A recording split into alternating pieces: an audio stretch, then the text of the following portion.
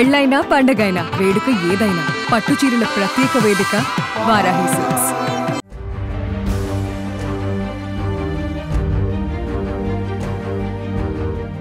ఇప్పటికే ప్రపంచవ్యాప్తంగా మూడో ప్రపంచ యుద్ధ భయాలు అలుముకుంటున్న ఈ సమయంలో కొత్తగా మరో షాకింగ్ విషయం ప్రచారమవుతోంది. కరోనా లాంటి భారీ విపత్తు మరోసారి ప్రపంచంపైన విరుచుకుపడేందుకు సిద్ధమవుతుందట. అంతేకాదు రాబోయేది ఒక భయంకరమైన కాలమని ఓ పాపులర్ జోస్యం ఇప్పుడు ఆందోళనకరంగా మారింది. అయితే ఈ జోస్యం చెబుతుంది ఎవరో అనామకులు కాదు. ప్రపంచానికి జోస్యం పవర్ ఏంటో చెప్పిన బాబా వంగా చెప్పడమే ఇప్పుడు చర్చనీయాంశంగా మారింది. ప్రపంచాన్ని 2-3 ఏళ్లు వణికించిన మహమ్మారి కరోనా మళ్లీ వస్తుందని షాకింగ్ ప్రిడిక్షన్ చెప్పారు ఈ జపాన్ బాబా వంగా. నిజానికి 2025 సంవత్సరం యుగాంతానికి ఎంట్రీ పాయింట్ అవుతుందని బాబా వంగా చెప్పగా, ఇప్పుడు జపాన్కు చెందిన భవిష్య దర్శిని రియో ట్సుకి కూడా ఇలాంటి జోస్యాన్ని చెప్పారు. ఇంతకు ఆమె ఏం చెప్పారు, గతంలో ఆమె చెప్పినవి ఏమేం జరిగాయి, పూర్తి వివరాలు ఈ స్టోరీలో తెలుసుకుందాం.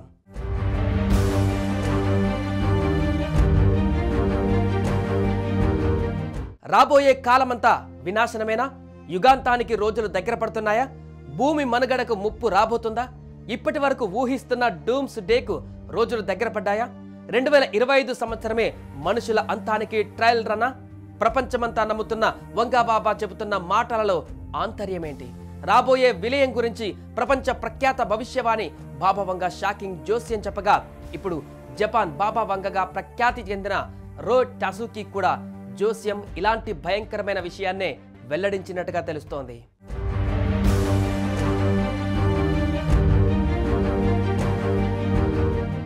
నిజానికి బాబా వంగా చెప్పిన మాటలు తేలికగా కొట్టి పారేయలేం. ఎందుకంటే 50 ఏళ్ల క్రితమే భవిష్యత్తును ఊహించిన బాబా వంగా చెప్పిన చాలా విషయాలు ఇప్పటికే నిజమై కనిపించాయి. అలాగే రియో టసుకి ఊహించిన అంశాలను కూడా చాలా మంది నమ్ముతారు. అందుకే రాబోయే కరోనా దాడి గురించి ఆమె చెప్పిన మాటలు ఇప్పుడు ప్రపంచాన్ని కలవరానికి గురి చేస్తున్నాయి. 2025 ఘోర కళని చూపిస్తుందనేది ఇప్పుడు కంగారు పుడుతుంది. కాస్త వింతగా ఉన్న రియో టసుకి అంచనాలకు చాలా ఖ్యాతి ఉందనడంలో సందేహం లేదు. జపానీస్ మాంగా కళాకారిణిగా పేరున్నటువంటి రియో టసుకి మరోసారి ప్రపంచ దృష్టిని ఆకర్షించింది. కరోనా వైరస్ త్వరలో తిరిగి రావచ్చని ఆమె హెచ్చరికలను లైట్గా తీసుకునే పరిస్థితి లేదు. రియో టసుకి 1999లో రాసిన తన కామిక్ పుస్తకంలో 2020లో వచ్చిన కరోనా వ్యాప్తిని ముందే ఊహించినట్లుగా ఉంది. కాగా ఇది జరిగిన దాదాపు ఒక దశాబ్దం తర్వాత, అంటే ఇప్పుడు 2030లో కోవిడ్ వైరస్ మరోసారి ఆవిర్భావం చెందుతుందని ఆమె వెల్లడించినట్టుగా తెలుస్తుంది. The Future as I See It అనే తన కామిక్లో జపాన్ బాబా వంగా రాసింది గమనిస్తే 2020 చుట్టూ తెలియని వైరస్ కనిపిస్తోంది.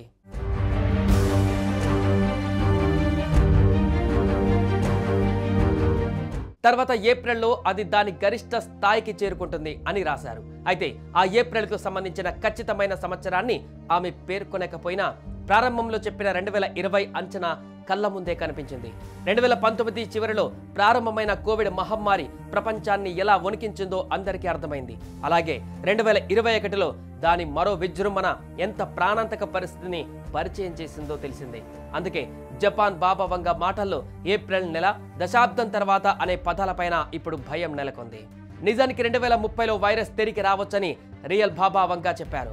ఆమె రచనల ప్రకారం వైరస్ ఒకటి అదృశ్యమవుతుంది, కానీ దాదాపు 10 సంవత్సరాల తర్వాత తిరిగి కనిపిస్తుంది అని సూచించారు. ఇప్పుడు వీళ్ళిద్దరి కాలక్రమం నిజమైతే అది 2030 సంవత్సరం నాటికి తిరిగి రావచ్చనే అంచనా ఉంది. అయితే 2 దశాబ్దాల క్రితం మొదటిసారిగా ప్రచురించబడిన రియో టసుకి కామిక్ పుస్తకంపై ఇప్పుడు ప్రజారోగ్య నిపుణులు చర్చిస్తున్నారు. ఎందుకంటే ప్రపంచ నిపుణులు కూడా దాదాపుగా ఇదే అంశాన్ని వెల్లడించిన సందర్భాలు లేకపోలేదు. కరోనా పునరాగమనం గురించి శాస్త్రవేత్తలు స్పష్టంగా ఎలాంటి ధృవీకరణ చేయనప్పటికీ చాలా మంది డిసీజ్ ఎక్స్ వల్ల కలిగే ప్రమాదాల గురించి హెచ్చరికలు చేశారు. మరో మహమ్మారి వస్తే దాన్ని ఎదుర్కోవడానికి అన్ని దేశాలు రెడీగా ఉండాలని ఇటీవల ప్రపంచ ఆరోగ్య సంస్థ కూడా పలు ఒప్పందాలపైన సంతకం చేసింది. ఈ నేపథ్యంలో జపాన్ బాబా వంగా ప్రిడిక్షన్ ఆసక్తిని రేపుతోంది.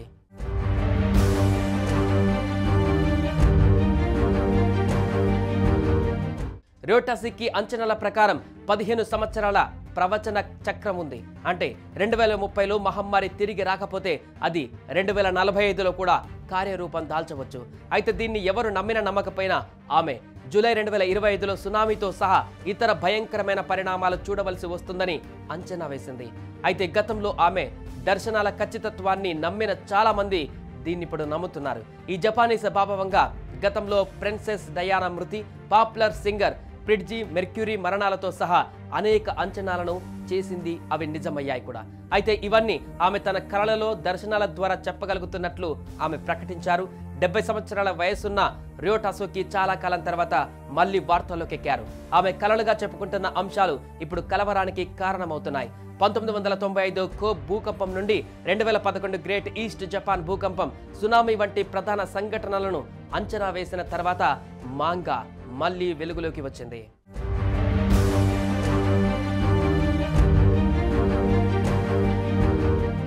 సుమన్ టీవీలో మీ పర్సనల్ అండ్ బిజినెస్ ప్రమోషన్స్ కోసం కింది నెంబర్కి కాంటాక్ట్ చేయండి.